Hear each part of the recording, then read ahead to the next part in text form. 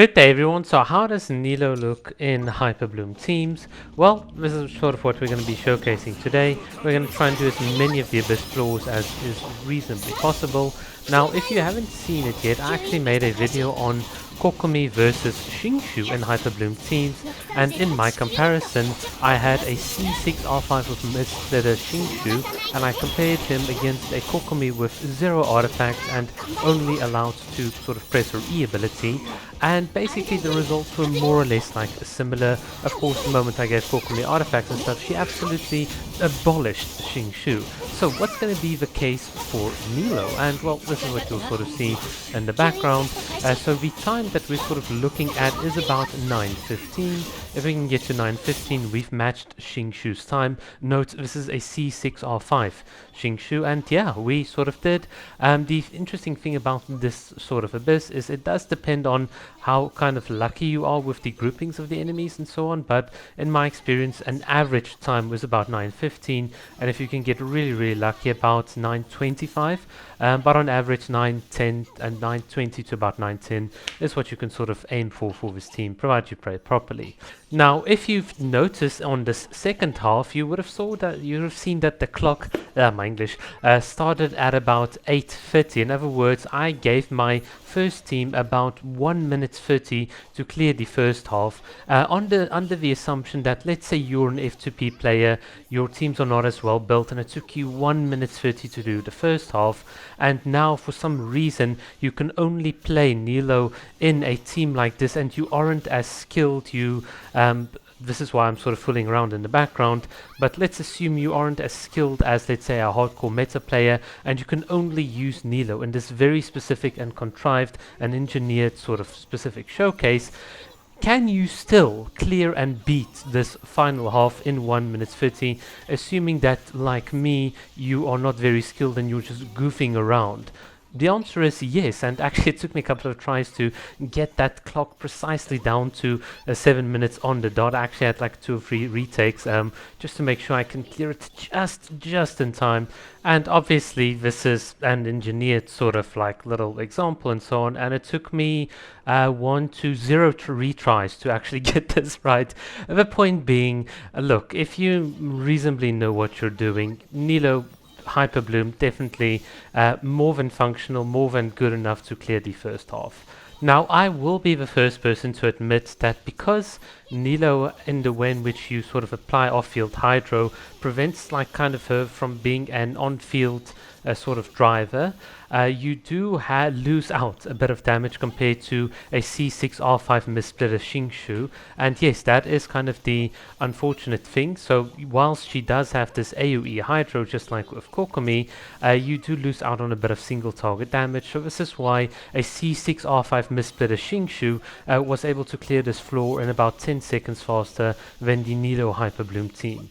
So yeah, unfortunately that's just sort of how it works, but once again, I do think most people would be happy with at least about 9 minutes on the clock for Maguu Kenki and so on. As you can see, I'm going to have 8 minutes 45 and still even some time left, so let's just sort of see how this then plays out against Maguu Kenki, assuming you had to sort of try this team against him as well.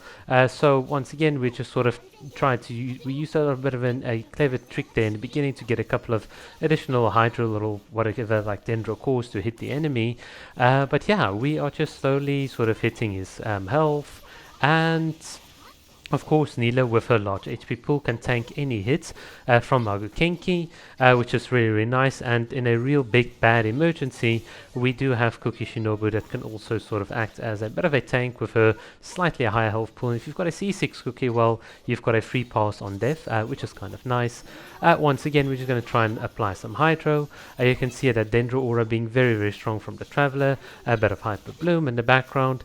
And this is, yes, admittedly where Nilou does not shine as well as Xingshu, because Xingshu here would be a bit stronger because he does give you that single target focus and so on, but nonetheless you can still make it work with Nilou, which is so awesome. And in the same way, Kokomi of course can also be very strong in this team because she can be a good on-field driver. So yeah, once again, unless if you're like me and you're just running around, fooling around, doing all sorts of random things, pressing random buttons at this point, where you could have already cleared this like 10 seconds ago, you still have enough time on the clock to sort of beat Maguu Kenki. And yeah, that is about it for this sort of Maguu Kenki showcase. I think it's reasonably within an F2P sort of limit. Right, let's go on to the final floor and see what we can get. Just a couple of enemies. I'm just going to hit them, dodge a bit. Okay, nothing too much. Do the old Nilou's tech, and we're just going to group them up. Once again, Nilou with her AoE Hydro means that you can actually run a pretty decent Taser team, believe it or not. And just going to sort of hit them all and ensure Hydro is applied to all of them. Get a nice little Hyperbloom from Cookie, and it's looking pretty good. I think most people would probably be happy with about 920, 930. I know the F2P players sort of will typically do about 910. 910 to 9 minutes on this floor, but once again, if you're like me and you're just fooling around, you have more than enough time. So now let's see what happens on the final floor. Now this is honestly where my patience ran out, because I know you can actually do this very quickly if you use the quicken and some other reactions, but I just couldn't really get it right. So I will admit defeat finally.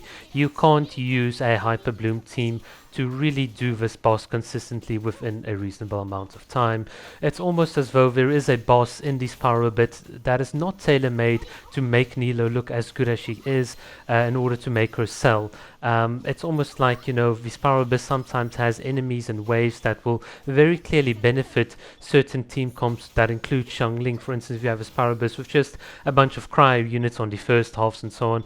Basically, there's always like enemies in this power abyss that in some way or form favor some teams as opposed to some other teams.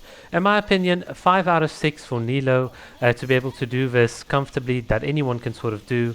Well, I mean, I think that's a very good record for Nilou. So in my opinion, if you don't want to run a Hyperbloom team, just run the standard Nilou team like I did in the previous video, and you can easily beat this boss as well.